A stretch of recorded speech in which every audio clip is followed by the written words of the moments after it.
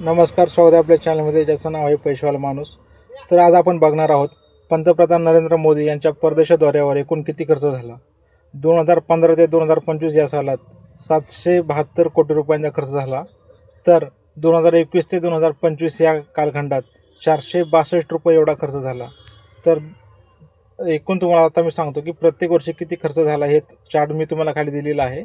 त्यानुसार 2015 ते 2025 पैकी 2025मध्ये सर्वात जास्त खर्च झाला 175.19 कोटी आणि सर्वात कमी खर्च हा 2020 साली झाला, जो कोविड काळ होता.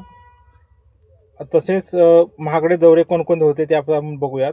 अमेरिकेमध्ये, जपानमध्ये आणि फ्रान्समध्ये हे 3 देशांमध्ये दौरे खूप महाग झाले होते, यांचा खर्च जास्त होता. तसंच आधीचे जे पंतप्रधान होते डॉक्टर मनमोहन सिंग यांच्या काळात हा खर्च खूप त्या तुलनेत कमी होता. तर 2011 साली यूएसचा जो दौरा होता त्यात 10.74 कोटी एवढा खर्च आला. 2011 फ्रान्सचा दौरा होता त्यात 8.33 कोटी एवढा खर्च आला.